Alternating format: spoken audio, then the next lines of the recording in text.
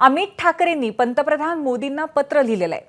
युद्धाचा निकाल अजून स्पष्ट नसताना विजयाचा जल्लोष टाळावा आणि देशासाठी शहीद झालेल्या वीरांना खरी श्रद्धांजली म्हणून या काळामध्ये संयम बाळगावा अशा पद्धतीची मागणी अमित ठाकरेंनी पंतप्रधान मोदींना पत्राद्वारे केल्याचं कळतंय।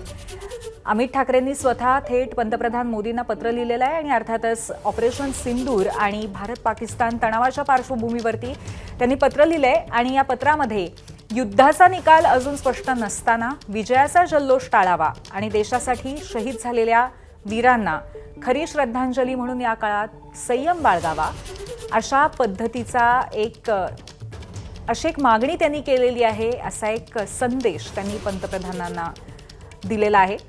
वास्तविक पाहता ऑपरेशन सिंदूर दरम्यान राज ठाकरे यांनी सुद्धा टिप्पणी केलेली होती आणि त्यामध्ये त्यांनी अशा पद्धतीने हल्ले करण्यापेक्षा जे कोणी या संपूर्ण पहलगाम हल्ल्याला जबाबदार आहेत किंवा दहशतवादी हल्ल्यांना जबाबदार आहेत अशा लोकांना शोधून त्यांना वेचून कुठेतरी मारण्याचा किंवा पकडण्याचा संदर्भामध्ये विधान केलेलं होतं आणि त्यानंतर एका पद्धतीची टीका त्यांच्यावरती उमटलेली होती। याच पार्श्वभूमीवर आता त्यांचे सुपुत्र अमित ठाकरे यांनी पंतप्रधान मोदींना पत्र लिहिलंय आणि पत्रामध्ये आशय असा आहे की युद्धाचा निकाल अजून स्पष्ट नसताना विजयाचा जल्लोष टाळावा आणि देशासाठी शहीद झालेल्या वीरांना श्रद्धांजली म्हणून संयम बाळगावा।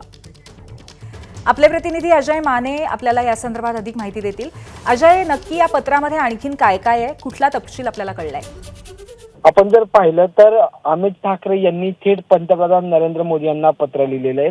त्यांनी भारतीयांच्या सुरक्षेसाठी पंतप्रधानांनी जी कामगिरी केली पहलगाम हल्ल्यानंतर त्याचं कौतुक केलेलं आहे, पण त्याच्याच पुढे जाऊन त्यांनी म्हटलंय की ह्या ज्या विजय यात्रा किंवा मग भारत यात्रा आपण जर पाहिलं तर प्रत्येक देशभरात चालू आहेत। महाराष्ट्रात स्वतः मुख्यमंत्री उपमुख्यमंत्री हे सुद्धा तिरंगा यात्रेमध्ये होते।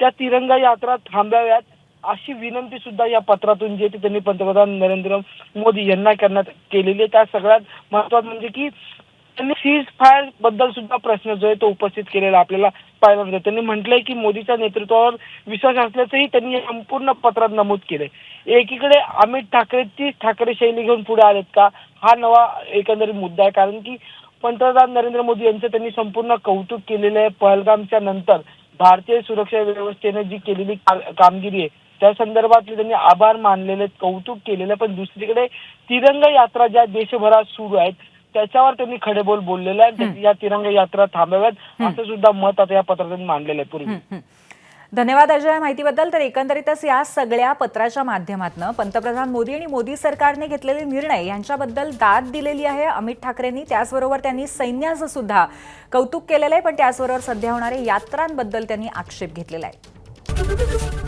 एबीपी माझा, उघडा डोळे बघा नीट।